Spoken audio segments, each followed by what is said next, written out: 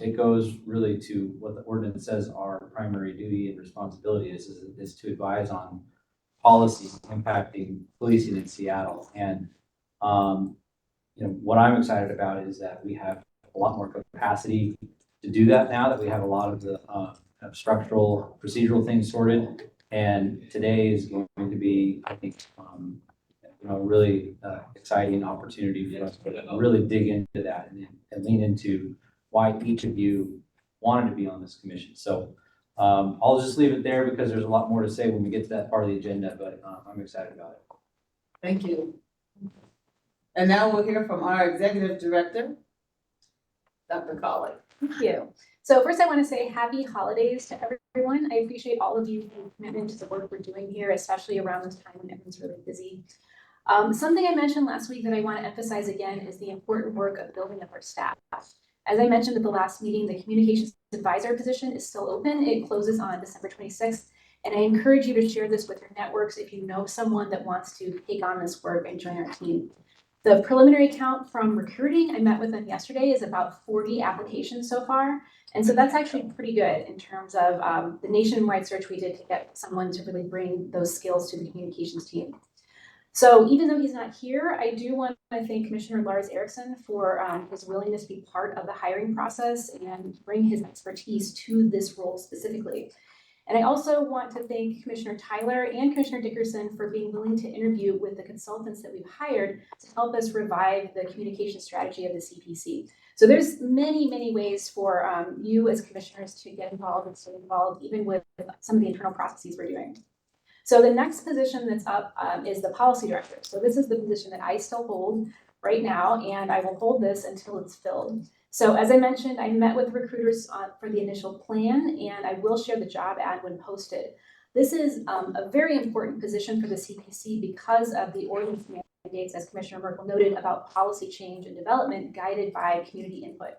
So please contact me if you want to be part of this hiring process in some way. I have a few commissioners in mind already, but I do want to welcome anyone that wants to be part of this hire. So I'm going to also provide the community engagement update as our staff can't be with us today. The community engagement staff has begun tracking their work and, most importantly, community feedback on ordinance priority items. So we're beginning to collect a lot more robust data on community engagement work. For myself, I met with the East Indian American, let's see if I can find it, Community Services as part of the East King County chapter for Asia Pacific Islander Coalition last week. And they wanted to meet to discuss their concerns about something that the CPC has been involved in for a long time, the killing of Janavi Kandula earlier this year. So I'm hoping that they can join us in future CPC meetings to share their concerns and provide community feedback on SPD policies that may have contributed to the tragedy that the CPC started asking about so early, immediately after this happened in January. I also can report that the community engagement staff were at meetings for NorthPAC, the Father and Son Together program, and a meeting with the Horn of Africa Youth Program Manager to discuss crime prevention. So one thing that's on the agenda, and I just sort of want to put a bug in your ear, is that we're considering and would like to restart the community engagement work group. So this is one of the core things that we do, get community feedback into policy. So please let me know if that is something that you'd be interested in. That's it for me. Thank you. Thank you so much, Dr. Ellis. Now we'll hear from our work group. Complaints and Appeals, Commissioner Levin. Thank you. The update from the Complaint and Appeals work group is that I think, as you heard last time, we have received Dr. Rosenthal's white paper about complaint and appeals processes across the United States and about sort of its application here in Seattle. And largely it focuses on other similarly sized jurisdictions and some successes and some issues with those jurisdictions, as well as some pretty significant structural challenges for implementing the process here in Seattle, in large part based on the SPOG contract, and so the union contract. So since then, we have met again with our work group, which includes Danny and some accountability partners that have been really involved in this process even before my involvement, and just sort of brainstormed and heard people's thoughts and sort of opinions from their related perspective. And so the next step will be bringing this information and Dr. Rosenthal's analysis and some of our analyses to the larger commission group, which we hope to do at the beginning of next year, and bringing these issues to the larger group and educating you all on sort of what we've learned, and then getting feedback and thoughts and figuring out how the CPC wants to move forward. So it has been we've been making a lot of progress, which is good about this really important issue. Great. Thank you so much, Commissioner Levitt. We look forward to your presentation about next steps for us as a full commission. So thank you so much. Yep, thank you. Any update from police practices, Officer Mullins, Commissioner Johnson? Good morning, everyone. This is Tasha, or Commissioner Johnson, aka. I am giving the update for police practices. And this past week we met with Danny, and one of the things that we're doing is to establish/reestablish a cadence for our meeting times, setting up a process for how we want to move forward into 2024. When we were meeting with Nina, it was we had so many topics that it almost felt overwhelming of the things that we wanted to work on. So what we're doing now is working on kind of the logic model / mission statement for what our group is and what it is that we want to work on in 2024, and then begin working on that work plan to get those things done. Timeline, work plan, cadence for our meetings, all of those things, so that we can go into 2024 with some gusto. We had a really spirited, great discussion on Monday, and not sure if Monday is going to be our meeting day, but it works well for me. Noted, Danny. So going forward, that might be our time. But that's all I have for this week. Great. Thank you so much. Glad that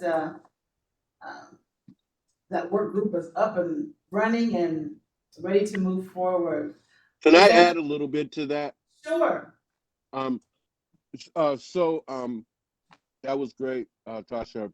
Appreciate the information given to the group. We also in the group are trying to bring forth the poet team to present to the overall CPC group.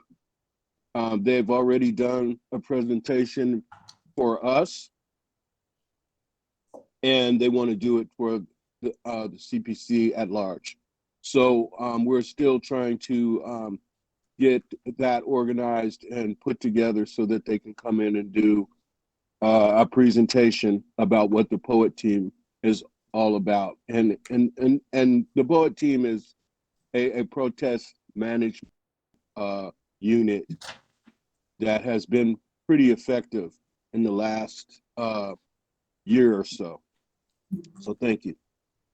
Sure. Thank you, Officer Mullins. And we indeed look forward to having the poet team come and share with us. And hopefully we can schedule them within the first 2 months of 2024. So thank you so much. Behavioral health. Commissioner Wilson, do you have an update for us? So we did finally meet. We hadn't met for a couple of months. We did meet last Friday, and thank you for Danny for really helping us get a little bit more focused. So that we also had quite a few topic areas to look at, and it was really kind of overwhelming. So crisis intervention, de-escalation, officer wellness, and the new dual dispatch program for behavioral health calls. And so we decided to pretty much focus more on the latter, because it seemed during the discussion that that seems to be, especially that comes directly out of community involvement in demanding that there be a lot more non-uniformed people responding to some of these crisis calls. it is also a total situation in flux, so that some, it's not really clear what the boundaries are. Like there's the police crisis intervention teams, there's the dual dispatch program, there's separate nonprofit agencies that provide service. And how that overlaps, especially since the new department is no longer part of the police department. And what does that mean in terms of how much much involvement the CPC can actually have in influencing the policies that come out? We also decided that we really need a lot more information and have more presentations so that we can get up to speed on that, and probably with an end focus. I don't know, Erica might want to chime in on this too, but to have some kind of a community meeting by the end of the year that is partly probably to educate people on how the system is set up right now and to get feedback from community members. I will say that the addicted and mentally challenged community is not organized one. So, it's hard to know exactly what their thoughts are on how they want to interact with police officers or not. So a lot of this, so that we just have a lot more talking and information gathering before we actually get out there and try to do a community meeting. But I think that's the ultimate goal, is to try to do that so we can get more input from actual community members. So hopefully we'll be meeting at least once a month, and that's my report. Thanks. Great, thank you so much, Commissioner Wilson.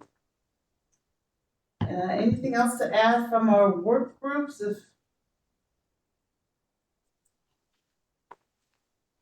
I don't believe we have any new business at this time.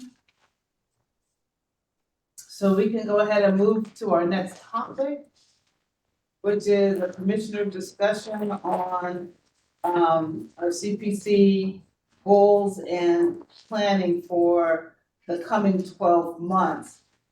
We certainly hope to have a robust conversation at this time about what our constituencies have shared with us regarding the priorities for 2024. And as we have this conversation, please keep in mind our mission, and that the Community Police Commission listens to, amplifies, and builds common ground among communities affected by policing in Seattle, and that we champion policing practices centered in justice and equity. And in this time, we would like to hear from all of our commissioners.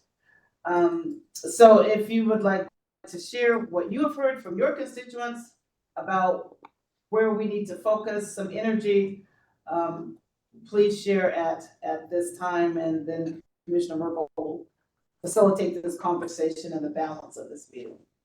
Thank you, Commissioner Hunter, Co-Chair Hunter. And just one thing I'd like to say to kind of frame and tee up the conversation, as I mentioned earlier, each of us as commissioners had something in mind when we self-selected ourselves to become a CPC commissioner. There was things about policing policy in the city of Seattle that we each cared about and had strong thoughts about.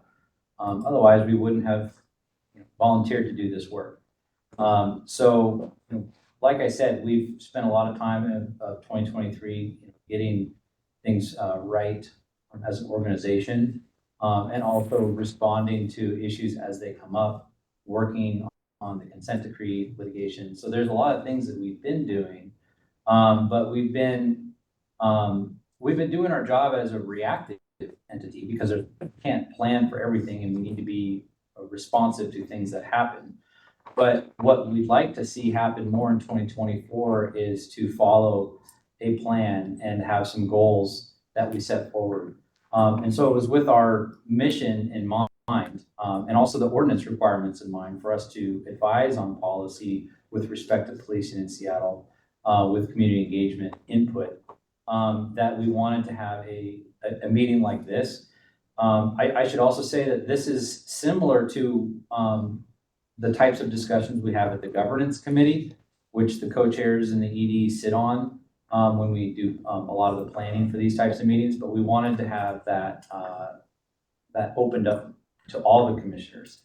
I'll just go ahead and tick off a few examples of things that we've been working on and that I think we will want to continue working on, just to hopefully spur the conversation, and then we'd like to hear from each commissioner.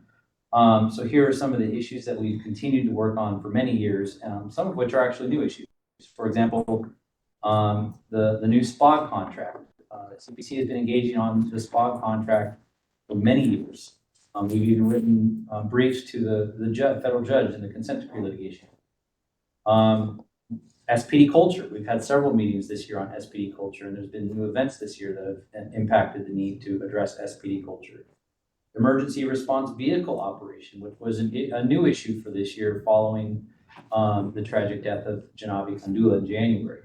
Professionalism in SPD, what can be displayed at SPD facilities, new ideas to address bias. For example, we're potentially looking at a bias review board. SPD hiring, where are we? How, if at all, should we use the CPC's role in the system to address that issue? Officer wellness, a number of the issues that Commissioner Wilson brought up in the behavioral health work group, plus all of the work group priorities. So these are all examples of things that, each of you might be interested in working on. There's probably a ton of ideas that you have that I didn't list just now. And then one other piece to that is, what should our goals be? What should our goals as a CPC be with respect to how we operate within the system? What is our goal, when the consent decree goes away? So, and there's no real limit to it. So with that setup, I'd like to, we want to hear from everybody on this. This doesn't have to be our last conversation. We can continue this conversation into early January. But this is an important time for us to really have a conversation among us as commissioners as to what is important for us to focus on in 2024. So with that, I know there's a couple of commissioners that might have to leave early. So if I could just call on them first, I'll go ahead and start with Commissioner Levitt, if that's okay to put you on the spot. Thank you. And I do have to leave in a little bit, so I appreciate having the opportunity. I think that the things that come to mind from the communities that I hear from, particularly in my place as sitting in the seat, the public defense seat here at the CPC, is basically how can the CPC take bold and strong and brave positions on initiatives that seem to expand police power when there are other ways to look at the at sort of the issues at hand. And the things that come to mind, and the things that I've heard concern about have to do with implementing new policing sort of tools and technology without a historical analysis of how policing tools and technology have been implemented to further exacerbate racial disparities and racism when it comes to policing in the community, and more specifically, as the city has contemplated the shot spotter and the BOLO wrap. And when we look backwards and historically think about police tools that have been implemented that we thought would help give more oversight and alternatives to policing, how we can now see that those have been implemented in a way that has just expanded policing power and sort of re-emphasized the structural problems. And I will say that there was a very interesting article in the New York Times Magazine this weekend about the use of body-worn videos and the impact that has had. And I would really it's a long article, but I would really recommend it. And I know many of us here are very familiar with Watch It. I know many of you, the officers that serve on this commission, have worn them. And I have watched, I would hate to know how many hours of body-worn video I have watched in my professional career. And it's a really interesting article that just sort of asks these questions. And that's things that I have heard from my community and the people that I have worked for in my role in public defense. And the other issue that comes to mind, which is a little bit, I have, like a niche interest in now, is this complaint and appeals issue. And I think as we all learn more about it. I guess I think it's going to be a really big and really important issue, and I hope that there are so many very, very significant structural barriers that may prohibit a complaint and appeal process in Seattle, and we'll all learn more about that. But just stepping back, I guess what I hear is how can we help provide those people who are impacted by policing and police violence a voice through the process by which they would want to appeal?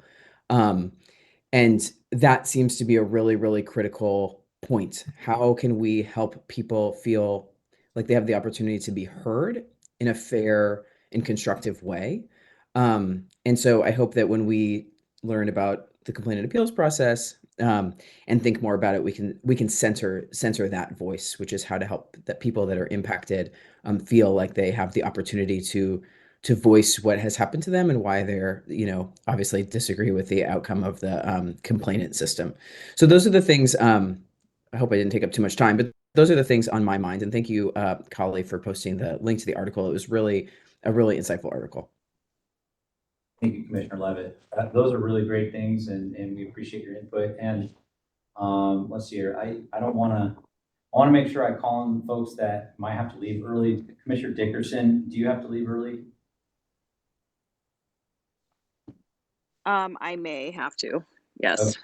Or do you want to go now, or should I see if anyone else is ready to go? Can you go with someone else first, please? Sure. Okay. Does anyone else? Yeah. Does any other commissioner want to volunteer to go now, or have to leave early? Otherwise, I might have to do the Socratic method that. Legislators. Yeah. Is it possible if I go now, I have to board in a minute? Yes, please go, Commissioner Tyler. Awesome. So I think what first comes to my mind is when I normally mention to folks, like I'm on the CPC and I'm excited. A lot of the times it's a mixture of what do you even do and or you guys aren't having a strong enough opinion on what's happening. So I think that kind of ties into like how are we making sure the community understands our position on all these things that occur. And it does seem like everyone wants like a stronger stance. I think the general notion is that we're more so here to be behind police rather than behind community. And that's just kind of the general consensus that I've been getting. And in particular, I work very closely. I'm on the board at the Seattle LGBTQ Center. So I work with a lot of the, BIPOC, trans community, LGBTQ community, all those things. And it doesn't really seem like there's a strong belief that we are doing anything that is in representation of that particular community. And I mean, looking at it, I could definitely understand that. So I'm not sure if that's maybe like a community engagement like topic that could potentially be there to make sure that we're engaged in that and understanding the different issues that happen within that as it pertains to policing, and how we can help center those voices, and I would say my voice as well, because I'm within that community, to make sure that everyone understands where we are and kind of feels connected to what we do. But I think generally speaking, that's kind of what the notion has been. It's either you're not doing anything, you're only here to support the police and kind of make sure everyone knows that, or whatever your stance is not loud enough.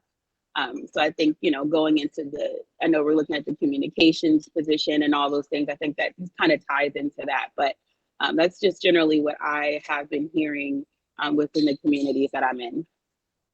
Thank you, Commissioner Tyler. And yeah, I think a lot of what you've identified our hope is to be changed when we have our new communications folks in, and also our community engagement team is doing more work out in the community, engaging with these folks on policies that they'd like to see happen. And so, but if I can ask Commissioner Tyler, in addition to just engaging more with the communities that you've identified and helping them understand our role, which just to be clear, on a fundamental level, we're not here to support SPD, but we're also not really here to tear down SPD. We're here to advise SPD and the accountability partners on policy changes that the community thinks need to happen to improve policing in Seattle, and to make it more what the community wants it to be. Fundamentally, that is why we exist. So to that end, are there any specific issues beyond just having more connection to that community. Is there any other like policy issues or agency goal? I mean, I think you've identified a good agency goal, which is better communication and outreach to those communities. But is there any particular policies that you think that we should be focusing on or thinking about? And you don't need to know now. This could be an evolving thing. I'm just asking if you have anything that comes to mind.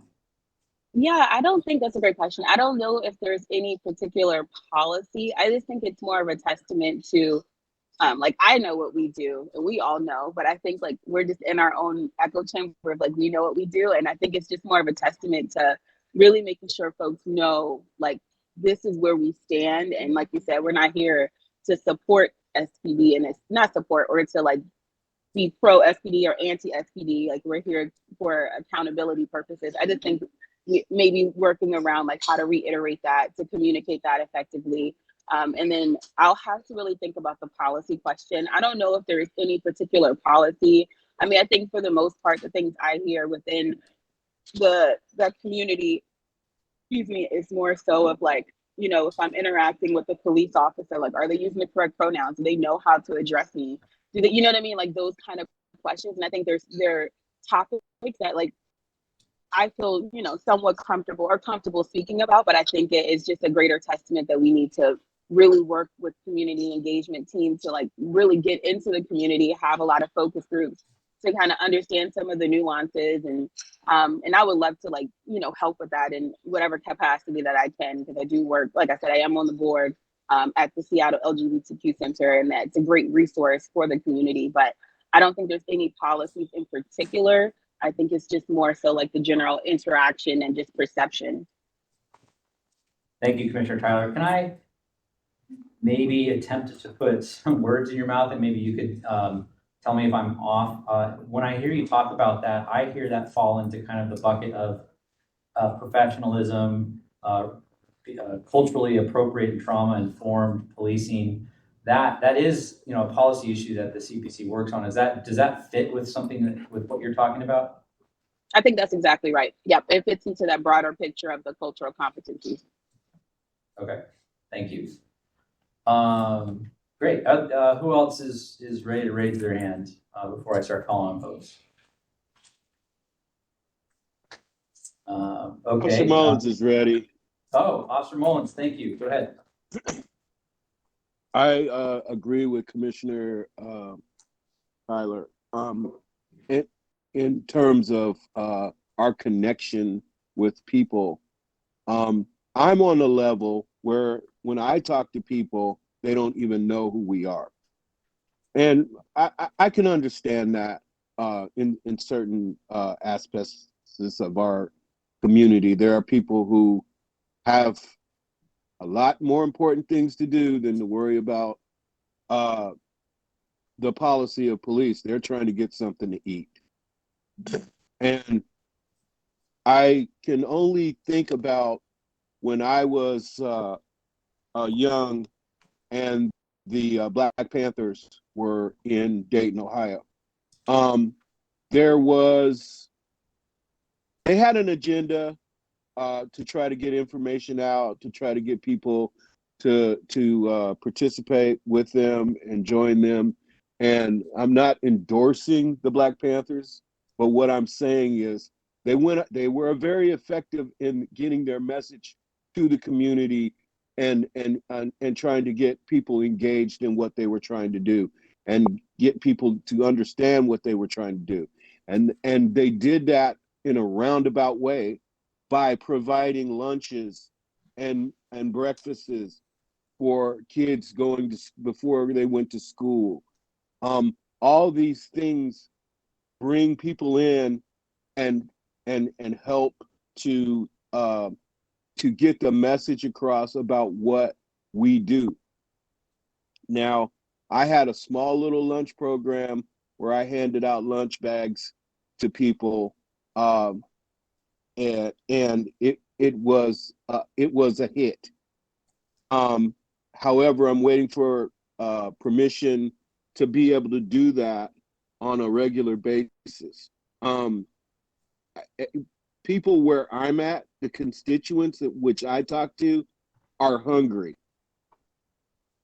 So I understand we're a policy-based organization. We're trying to affect policy and make changes that way. But the community outreach, however we can do that to get our message out to people that who we are and what we do, it will probably be effective if we do it in a kind of roundabout way. Absolutely, I yes. hope people understand what I'm saying. I hope I was able to convey my message. It's okay if I comment on that really quickly. Yeah, Commissioner Tyler, go ahead. I was just gonna say, my camera's off, so Officer Mellis, you couldn't see me shake my head yes the entire time. But I think you're spot on when it comes to everything that you said, and I understand what you're coming from. Yes, that's what I was saying too. Like, I think it's like either one of two ways. Either people just don't know who we are, what we do, what we're about, and the folks that do know just don't think we're strong enough in our communications of like what it is that we do and where we stand on a lot of these incidents that occur. So I think that's extremely correct in that statement, and also piggybacking on when it comes to the community engagement, people's basic needs aren't being met, so it's a little hard to reach people where they are when we're talking about something that's like out of a purview, when folks are hungry. And I agree with you. I think that obviously we're not we focus on policy and all those great things, but I do think our community engagement would reach it to another level if we can figure out ways to meet folks where they are and be engaged in more than just hey, this is what we do, and going out and speaking to the community. I think people want to see us actually in community doing things for, and then telling people who we are. People are more receptive when they feel like they are understood, and that the organization who's talking to them has empathy and is actually tangibly doing something to help, and not just saying that this is what we do. Thank you, Commissioner Tyler. If I could just summarize one common theme I'm hearing from each of the three commissioners that have spoken so far is that it sounds like there's a policy. We have policies, but we have agency goals, and one agency goal I'm hearing is really to increase our engagement with the community, with certain communities especially, to inform them not only of what our role is and what we do, but to help engage them on what we do so that we can have a more robust input into our policies. And I think that's a really important agency goal. And I'm hopeful that it will definitely, a lot of that will come when we hire the folks that are for the positions that are currently vacant. But that said, my question back to everyone really on that point is, we're a smaller, we are the smallest entity within the accountability system. We have 9, I think 10 FTEs now, and all of us commissioners are volunteer. So a lot of the community engagement that we're talking about is going to have to be strategic. We're going to have to be very thoughtful with our time and resources. So my question as we're going through this discussion is if you have thoughts on that element, please share as well. So let's see here. Does anyone want to go next, or should I start calling on folks again? Commissioner Merkel, I'll go ahead and go next. Oh, Suzette, Commissioner Dickerson, please. So for me, my community, of course, is the employees that are encompassed within the downtown corridor or within the city limits. So I know that there hasn't been really engagement with employees that are working downtown and the struggles that they face down there with the policing. My community is a little bit different because, it is not just, because I deal with a lot of the assaults and everything that are going on in downtown Seattle. So understanding that there are multiple communities out there that we do need to engage. I believe, and I agree with what with the other commissioners and what they have said. There are other communities that do need to be engaged in conversation because they're, when we're talking about accountability, it's multifaceted. And so we need to be able to hear all the voices And I think that that's one of the things that we need to focus on as one of the priorities in 2024. Thank you. Can I ask a follow-up, Commissioner Dickerson? Sure. When you talk about multiple communities, are business owners a part of that scenario and one of the communities that we also need to be responsive to? Absolutely. Okay. Because there has been, they are a part of the community. We used to have a commissioner who was, that was their community. And Right. so we don't have that right now, I don't think. But yes, they are also ones that we need to engage. Great. Thank you. You're welcome.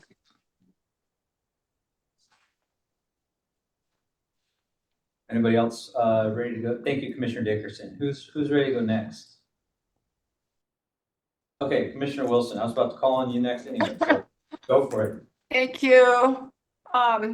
Yeah, this is a really great discussion. So I've been involved in this police accountability for decades, and so my past experience on having community meetings, and I've been on city council task forces as well in the 1990s and also in the 2007, I think. And it's just so crucial to have community meetings to get out there in the community. I know it's a lot more difficult to do that now, but we just really need to hear from actual real people. And I did want to say, just to make an addendum to my report on the behavioral health committee that met, was that we also decided to focus on getting some ride-alongs with some of the officers in the West Precinct, because that is where most of the crisis calls are coming in, downtown Seattle. So, and also I'm going to actually specifically ask to go with a CIT trained officer so that I can actually see the reality of what those interactions are. There, like I mentioned before, people who are addicted, people who are seriously mentally challenged, generally speaking, are not organized, but their families are. And if we focus and have, say, for example, we have an actual CPC community meeting that focuses just on the new co-responder model and the CIT teams and how this all coordinates, even though it's just a work in progress right now. It's not going to be the actual communities that are individually impacted by whatever interactions they have, but also it's mostly going to be the families who show up, and they have different ideas. And it just seems to me in the past, it was always extremely helpful to just have one focus. We could, for example, have a community meeting that just focuses on the ShotSpotter controversy and the fact that there is an ordinance that is going to have to be complied with before that is implemented, so that people understand that. People will show up to those meetings. I know I went to many community meetings all over the country with Reverend Walden on tasers, on pepper spray, in particular when pepper spray came out. Oh my goodness, we had, and people show up. I know that's a bigger challenge now because we have security issues that we didn't have before. And these would need to be hybrid. But I really do think that we could really help educate people about the reality of what's going on out here, and really keep it focused on specific policies that could be addressed. ShotSpotter is one. The new 911 dispatch system, the new care department, to have a community meeting to just educate people and also get their comments on what they think and how they think it is going and what needs to be, what issues that they think are important. Because that's our mission. The other two parts of the accountability system don't focus on community, they focus on cases, on individual complaints and individual incidents, and that's not what we do. So it's also just so energizing to have these community meetings. I cannot, that's part of the reason why I've hung in there, because it's really energizing to have these meetings and to really hear from real people. So I don't know how, I think maybe we need some kind of a group that deals with the security part of this, because we've had issues with people coming in being extremely disruptive. So I just don't know anything. I don't know how to do that. So, so those are my thoughts. It's just that we need more community, voices. We need the actual real people and community meetings that focus on specific issues that we are dealing with right now. Thanks. Thank you, Commissioner Wilson. If I could just reflect back to you, maybe a brief summary of one of the key points that I heard from you, and that is to, as a agency goal for 2024, to have more community engagement, community meetings on specific policy issues to not only educate the community on our role in that particular policy issue, but to get the community's feedback on that policy issue. Did I get that right? And so thank you, Commissioner Wilson. And again, every single commissioner who's spoken so far has kind of hit on that theme. And so I will just take this opportunity as a co-chair to plug what was mentioned earlier today, which is that we are really keen on getting the community engagement work group restarted. And now that it's clear that every single commissioner cares about community engagement input into our policy, which is again the core of what we do, and probably why most, if not all of you, wanted to be a commissioner. I really can't encourage folks to engage in the community engagement work group enough. Even if it's occasional or part-time, just show up and lend your voice to it, because that's where a lot of the work pushing these goals forward is going to happen. So that's my plea and request. But I love hearing every commissioner saying this, and excited about implementing our plans to get that working. Thank you, Commissioner Wilson. Who else is ready to go? Otherwise, I'll just call on some folks. I'll go This is ahead. Erica. Oh, go ahead, Commissioner Newman. Oh, sorry. Okay, I just wanted to say I really I support the comments that Commissioner Tyler made, Lynn, and all those before me. One other thing that I wanted to add is I had the opportunity to be in a meeting regarding issues within the senior community in the central area near 23rd and Jackson. And what I noticed is there's residents that don't feel safe, but often window watch and see interactions with amongst police and the public, and they have concerns, and those concerns resulted to how will I be treated? And so I've always said that there's no public policy without community input. And so I would like to have solutions-based, maybe community meeting, if that's something that anybody else wanted to, like go to the community, specifically senior communities, maybe hearing or vision impaired communities, so that we're really getting a full picture of what the needs are from different communities. And I'll just leave it right there. Thank you. Thank you, Commissioner Newman. Commissioner Hunter. Thank you. One of those communities, as we're looking at various communities that we may talk a lot about, are those outreach workers that try and assist those that are housing insecure, mental health issues, but these are specifically the workers themselves who have significant interaction with officers. And the one individual that I spend significant time talking with, who's out there on the streets all the time, says that there is a great lack of knowledge about mental health among police officers. And that may be an area where we could, encourage maybe some greater training or continuing it. I'm not sure. This individual was, so the care team is a great resource, but it's currently limited.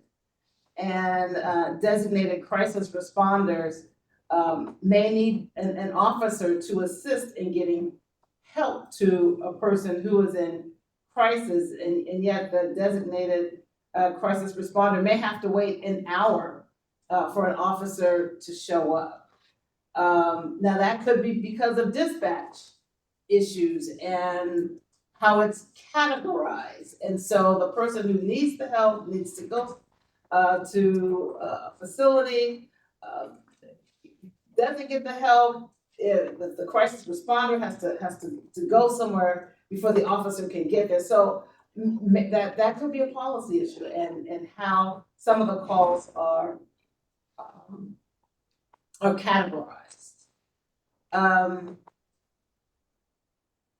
Another concern was regarding women who are on the living unhoused, who have mental illness, who complain of or have issues about sexual assault or having been raped, may not want to go to a hospital or call the police. And yet the outreach worker may not be able to call the crisis solution center where they can offer help. That only certain individuals can do that, and an officer can, a hospital can, but an outreach worker reach is not able. So that may be something that policy that we can work on. But we know that there's a limited number of officers. But this individual who does a lot of outreach felt that officers could get to know those who are on the street before they're in crisis, that could help. And Officer Mullins, you do such an incredible job of getting to know the folk in your area. And that just needs to be replicated, I think, in many other areas. This outreach worker that I get a great deal of information from and have a great deal of respect for, certainly supported Officer Brian Thomas. I think he's from the North Precinct. Felt he was doing an extraordinary job and was grateful for his support in getting to know the people in his area. So that's another niche group that we need to pay attention to because their interaction with officers is significant. Those who are trying to assist those who are living on the street. Thank you, Commissioner Hunter. Tell that person to come down to the South Precinct. We'll be glad to have him. I'm trying to get him on the commission too. He is great. We have Commissioner Walden. Yes, go ahead. Thank you. One of the things I hear all the time is safety. And safety from the Black perspective, which really sometimes our other partners or other people that we have coalitions with, what mothers have had coalition with, doesn't always speak for the African American community. And it's interesting that the young people at Ingram don't want the students to be re-traumatized again. And the young kids at Rainier Beach want the police to come back in the building because they want to feel safe to go to the Safeway store. So, there's two cities here. And a lot of times people who are speaking about what we don't want don't live in the community.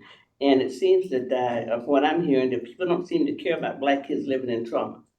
Don't care that Black kids hear shots all the time. And it's been proven that children who live within trauma, sometimes by the time they get 16 and, they go get a gun so they can protect themselves. So it's a whole issue about, and so most people that I talk to want the Black voices to be heard, since most of the bodies are Black bodies. And it's no arrest, it's no, it's a lot of people who harm people are still walking the streets. So I think at some point in time, we have to understand that we can have people always talking about past policing, but they don't live in our community. The people who talk about past policing don't know how they live and understand what's happening. And we have people who are victimizing people. And that's just the truth. I mean, we might not want to talk about it, but we have people who are victimizing people, and so you have a lot of fear that way. And So for me, I mean, I'd like to have sometime we can have like a community meeting that actually listen to the voices who live in the community, who've had a lived experience around hearing gunshots all the time, what it feels like for them. And maybe have a youth speak out for young people to come. I mean, and it's not, about bashing the police, but what have they experienced? I mean, at one time around Dunlap, it was 70 rounds of shots at one time, and they're at school. And there was never any outreach for those young people. So what would outreach look like for young people who's actually experiencing gunshots all the time? I mean, and they grow up this way. And we want to normalize trauma for one community, and the other community, they get all the resources so they don't have to normalize trauma. So that's what we'll talk about in community that I work with the most. Thank you, Reverend Walden. Does anybody, we have a few more commissioners that haven't spoken, or does anyone have anyone ready to go right now before I call on folks? Yes, I just unmuted. This is Tasha Johnson. Hi, Commissioner Johnson, thank you. Hey, I think this is a great segue, Reverend Walden's comments on the youth that are impacted in our communities by the sounds of gunshots, violence, gun violence. That's the community that I work with. Choose 180 works with youth and young adults who have been impacted by the criminal legal system, by violence, by gun violence, all of those. And a lot of that youthful community and some of the not so youthful, a lot of our staff are folks that have been impacted by those same things, but they're now adults and dealing with that trauma on a daily basis. So, but a lot of their experiences have been shaped by actual encounters with police officers. And this has been mentioned so many times already, but what I would really love for us to look at over the course of this next year and just going forward is the Seattle PD culture. And I know that what I'm going to say right now might make it sound like it's just, toxicity run rampant, but when you're dealing with a community that is already skeptical of police officers, police interactions, and have already had their experiences shaped by their own encounters, negative encounters, I think it's important that we create some positive pictures for them to then refer to, so I can replace hopefully those negative encounters. And I really believe that that the community engagement is one of those things, and not only for the CPC, but for us to advocate for that for the SPD with community, building trust within their communities. And I know that that's a huge one, and that can go in so many different directions. But in having these community engagement events, then maybe we can hear the voices of the community and find these different ways, or listen to the different ways that we can help to build trust within the communities and the SPD. About a little over a year ago, our organization was going to move into a co-responder model, or at least that we had planned to work on a co-responder model. And there were enough voices, I'll finish that thought, sorry. The co-responder model with the Burien Police Department. There were enough voices on our staff and they were the voices of the young people that they work with that were skeptical of us working with police and having enough say to actually influence a co-responder model, that we ended up not going through with that program. And I'm still looking for different ways for us to engage with the Burien PD. Our offices are located in Burien right now, and work on what a model could look like, and maybe it could be a model for something going forward. But That was enough though for me to also then begin working with the Period PD on how they can we can work on community relations. So all the things that you mentioned, Commissioner Merkel, the culture training or the culture of the SPD, officer bias trainings, because a lot of the young people that I work with feel that officers are immediately biased, honestly, mostly because of their skin color, but also because they're young, and they think that they have that youth bias going against them. The question of the shot spotter, I know we haven't talked about that hugely, but shot spotter, the implementation of different policies and how those things get implemented, and like who has a voice in whether or not these things are implemented. When I went back to my community and we're talking about these things, shot spotter, bowler wraps, folks were highly surprised. They just hadn't heard about it. And then all of a sudden we're talking about implementing it and what can they do to influence those things. So those are the things that are top of mind for me, for the community that I represent. Thank you, Commissioner Johnson. Yeah, and all of those are really important issues that, you know, I think would really be, I agree, would be really great for us to continue working on and prioritizing and getting more engagement in the community from folks on those things. Because again, these aren't, you know, the things you've identified, like shot spotter or bull wrap, those aren't things that the CPC is doing, but it's important for the CPC to be that conduit for the community to share their thoughts on those matters with the accountability partners and SPD. So thank you for that. Let's see, we have a few other commissioners who haven't yet spoken. Is anyone ready to volunteer to speak?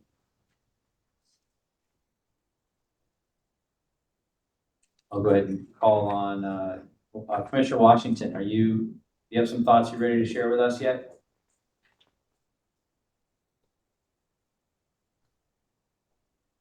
Commissioner Washington may have. Go ahead. I agree with what Commissioner Levitt said and echo a lot of the other statements that have already been said as far as prioritizing historical context or making sure that we, you know, delve into history of different impacts of policing and policies. And I also agree with what's been said about doing outreach to specific communities and being more accessible to the public through like community meetings sort of things. One thing that I'd like to add that I'd like to see in 2024 is we have a big focus on being accountable to community within the guidelines of like what we can actually do, right? But I'd also like to see us be more accountable within the commission. There were some things that got brought up last year, kind of like last minute, maybe like some things that former staff had concerns about that we kind of heard about last minute and never like talked about again. So in 2024, I would just like to see us have like more like a accountability or like internal coming togethers, I guess, so that the commission is that we are all on one page. And I think that's it. If I could follow up with that, Commissioner Washington, at an event a month or so ago, Commissioner Wilson and I were talking, and she said one of our challenges is that we don't know one another. And that when we come to our commission meeting, a lot of times we just see a little box. I guess there was a time, it was before my time with the commission, where people sat in a room and you could have conversations before the meeting, after the meeting, with those you're sitting next to or across the table from. Where now all we see is a box, and sometimes, for various reasons, cameras are not on. So, you know, if we walked into a room with all the commissioners, we may not even know who is who. So those are some of our challenges in getting to know each other. And yeah, hopefully that, and in this coming year, we can figure out a way that there might be some events where we can gather and that commissioners would actually see it as a priority to come and to get to know one another a bit better. We also have to keep in mind that if there's 8 or more of us, it has to be an open public meeting. But that being said, that should not prevent us from gathering for the purpose of getting to know one another. So thank you for bringing that up. And that certainly could help how we do our work as we get to know each other a bit better. Oh, I see. Go thank ahead, you. Commissioner Washington. Well, thank you for saying that. I think that there should be more opportunities for us to gather in person, maybe even outside of the 9 o'clock time slot at the city building. But yeah, I was mostly just echoing what has already been said about having community meetings, and just looking forward to having more communication around the ongoings of the commission, and like a way for us to, well, I know that the chairs mostly like hear complaints and process them and things, but I think it should be like shared with the rest of the commissioners as well. Thank you, Commissioner Washington. I see Danny has their hand up. If you could just give me 1 minute to just add one more thing. And thank you, Commissioner Washington, for sharing all of that. I think one of the themes, again, that I've heard from almost everyone who's spoken so far is to have more meetings in the community, which we agree with and want to implement in 2024 once we get fully staffed up and have the resources to do that. But we're also hopeful that commissioners can be more part of those meetings. It's been a while since commissioners showed up at some of those meetings, and those are additional opportunities to interact and to get and stay on the same page. I think sometimes it can be difficult to do that when we're all just boxes on a WebEx. But I think what Commissioner Washington said is right. I agree with it. I'd also say that I'd love to see more of you folks in person in whatever event that we're able to make that happen. Hopefully it's in commission meetings. Hopefully it's also in community engagement meetings or other meetings, but we'd love to see more of that happen. And again, I think it just highlights the need to have folks volunteer to be part of the community engagement work group that we're trying to get restarted. And to one other just quick response, Commissioner Washington, is I hear you, and some of the things that we discuss, at least as it relates to staff, are things that need to be discussed in executive session, and we try to be judicious about that, of what we bring to the commission and why and when. But I think what you've said is valid and right, and again, you'll probably recall that we amended our bylaws earlier this year to require the co-chairs to provide such an update to commissioners periodically, and our goal is to abide by that requirement. I know Danny has their hand up, so Danny, sorry, go ahead. I know this is mostly time for the commissioners and co-chairs to have discussions, so I won't take too much time. I just wanted to note a few things related to this conversation that I've noted in my individual meetings and work group meetings that have to do with this. There's first, there's as you all know, there's so much historical context for this commission, and it seems trends for me from pre-COVID to post-COVID that things, obviously in this commission, but in the world at large, dramatically changed, and organizations are having a really hard time bouncing back from that. I think that it seems like this commission is still sort of in the process of, because you were all in person before COVID and then completely virtually, and now trying to find some middle ground. And and which is completely understandable. And oh, sorry, I lost my train of thought. I think another thing that I have noted is that somewhere along the way in this sort of post-COVID world,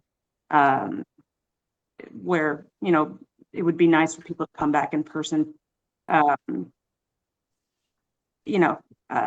Sorry, I keep losing my train of thought. I've heard that coming to these meetings at 9 a.m. on a Wednesday can prove to be extremely, in person can prove to be extremely, a difficult task, especially for a lot of commissioners who live in outside of Seattle, who feel like it's a bit more time efficient to do it virtually.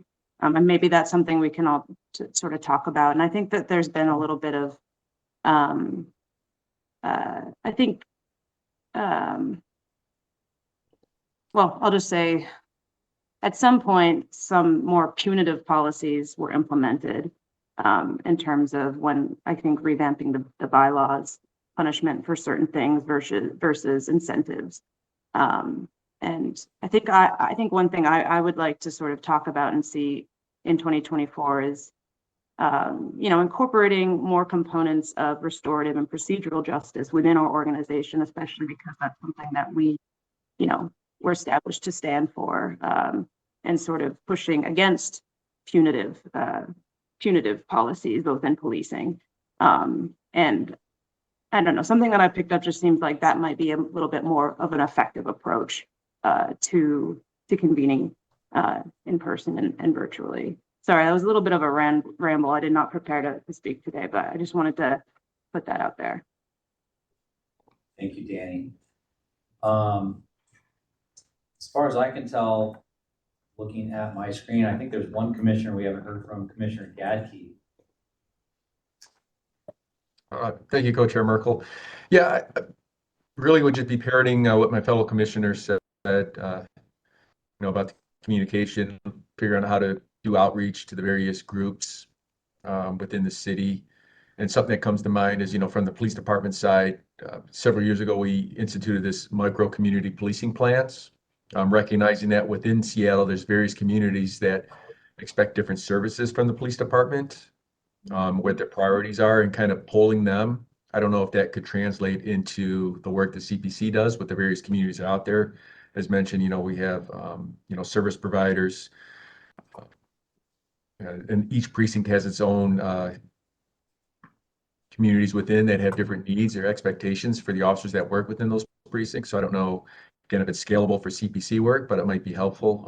In our last behavioral insight work group, we talked about maybe a mechanism to try and start reaching out to maybe some of the service providers to talk with them, related to the clients, related to, those that are suffering from, severe crisis and or addiction issues, to better understand, inform ourselves as far as bring it to the whole commission related to any policy or recommendations for moving forward. And the only other thing too, I know we have a very robust list, but just kind of focusing in stuff to things like the SMART goals, if it's specific, measurable, is it attainable, realistic, timely, and then a metric, sometimes from my own experience, I'll make some decision, and then when I get some feedback, it's like, okay, there were some blind spots, some things I missed. So kind of trying to minimize that with the work that the commission does. I think that's about all I really had, but appreciate everybody's comments and insight. And again, I parrot that and concur with that. That's all I have. Thank you, Commissioner. So we still have a little bit of time left on this discussion.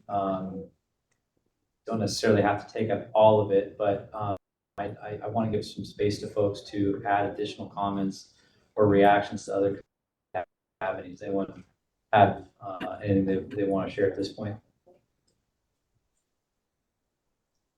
I think I have one. Go ahead, Commissioner Wold. Thank you. I think one of the comments that I would have is that in our community, speaking actually for the African American community, we have always been focused on how the police have harmed us, which is a rightful focus. but have not given full focus on how we harm ourselves. And I think for me, going forward in my life work, whether I'm on the commission or as I move on, is how can we do both in our community? How can we bifurcate? How can both issues be looked at simultaneously? And so our young people also can understand that we have self-harm, and that's going on as long and it's long overdue for us to kind of focus on those pieces. So for me, I'm interested in talking to the community, maybe not as a commissioner here, but talking to the community about how can we bifurcate and do both issues simultaneously. I think that's the one way that our community will grow to be better if we can look at all of the issues and they all stand on their own platform, but be able to do the work simultaneously, not only to how historical harm, but how this last 40 years of harm as it relates to issues in our community. That might not be a commission issue, but I mean, it's an issue that I'm willing to continue to work on because I've been bifurcating it now for about 5 or 6 years doing, with the Silent War campaign and, breaking the silence on how we harm one another. Thank you, Commissioner Walden. Does anyone else have anything else they'd like to add at this point? I'd like to say a little bit more, if I may. Commissioner Mullins. Reverend Walden talked about the impact and affecting the youth and gunfire and gunshots, which is mainly what my unit MP3 in Rainier Beach is working on to try to have less gun activity in that area. It's been impacted heavily by gunfire. To listen to some of the kids at lunchtime, because we've altered our hours to try to meet the lunch periods in which Rainier Beach goes to lunch, because some of the kids have approached myself and my partner and told us that they are afraid to go to lunch. And they just skip eating because they don't want to expose themselves to the things that might happen walking around the corner to McDonald's or going to Safeway to get their lunch. Also, there's the matter of some kids don't have money for lunch, which I think there's a program that addresses that now. But for the longest time, we were trying to find ways to get kids lunch, let alone them being afraid to come out to go to lunch. But I think I might have found a person that might be able to help me on this commission. It might be Lieutenant Gackey. I know he's a very intelligent person, but he might be in the right place so that we can talk and have some conversation about maybe getting some assistance in Rainier Beach. If I may talk to you later, Lieutenant Gackey, that's okay? Yep, absolutely. Okay. But yes, I agree with Reverend Walden in that I see the impact of gunfire in the area of Rainier Beach, and that's the reason why we've been located down there. We're lucky enough as a precinct to have lieutenants and captains who have decided to give me a little bit of leadway and to be able to to stay in one location and not answer calls. But that takes me away from the looming problem that SPD has, is lack of officers. And so while I impact call count there's also the idea that I've saved a lot of officers a lot of trouble by stopping some of the shoplifts, by being in the area, and stopping some of the gunfire that happens, especially the ones that end up being fatal. So, as CPC members, I think we should look at also the internal situations of encouraging some of the lieutenants and captains to have the thought process of being able to have officers free to be able to impact areas of problem areas in terms of gunfire and things of that nature. And I do appreciate my chain of command in implementing me to go out and do the things that I do. I think I make an impact, and it also I'm able to contact people and have conversations, because my younger officers are going call to call. They are going call to call. And I hear people say, hey, you know, the interactions with officers aren't that great and this, that, and the other. But you got to understand some of these officers, and I'm not making an excuse for being rude. And I'm not making excuses for negative contacts for the most part. But you got to understand, these guys go from call to call to call without a break. And so that may be some of the problem. Maybe we need more officer wellness. Maybe something can happen. But just please keep in mind that these officers are being run ragged because there's not enough of us. Thank you. I just wanted to make those comments. Thank you, Commissioner Mullins. And those are certainly all policies that the CPC has worked on, and I think we'll continue to work on. Officer wellness and the number of officers are both issues that hugely impact policing in Seattle. So we definitely need to continue hearing from the community on those issues. Thank you, Lieutenant Gaki. Thank you. We are at the pretty much at the end of our time. There's one thing that a couple things that Danny and Commissioner Washington said that I want to just throw out there for folks to think about, that we can maybe continue the conversation maybe at the next meeting or sometime soon. And that is the concept of kind of being on the same page and the changes to our bylaws earlier this year to try and encourage folks to get together more. One of those changes, as folks who were involved in that conversation, I think back in May, will remember, is that at the time, the bylaws hadn't been updated since the beginning of the pandemic. And since the beginning of the pandemic, we went almost entirely remote. And prior to the pandemic, CPC met almost entirely or exclusively rather in person. And that's not happening anymore. And so not only did we make the hybrid or remote option a permanent feature within our governance structure, but we also wrote in that it was preferred or encouraged for folks to show up in person at least once a month. That hasn't really happened since we changed our bylaws. So I guess my question to leave with folks to think about, I'd love to hear feedback either offline or at our next meeting or whenever we have time to get back to this issue, is what ideas folks have to get us together, either to show up in person at these meetings or at community meetings or some other meeting. I know at least a couple of commissioners mentioned that. I agree with those thoughts. I'd love to hear folks' ideas on that. But we are at the end of this discussion today.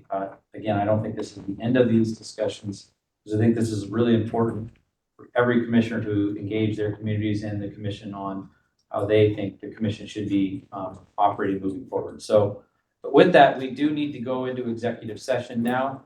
As we do, I have a quick, need to read something really quick.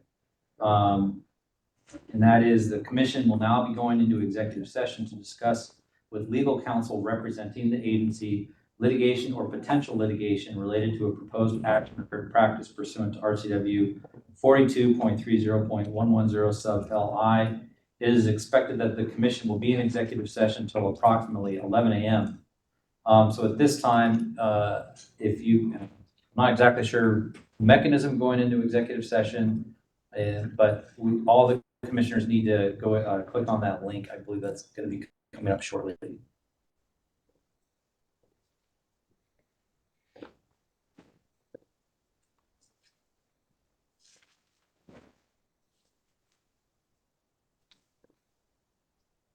Oh, you know how it's happening. Keisha? I'm working on it. Oh, okay. So Keisha, who's in the room, is helping get us into executive session. Just hang tight, folks.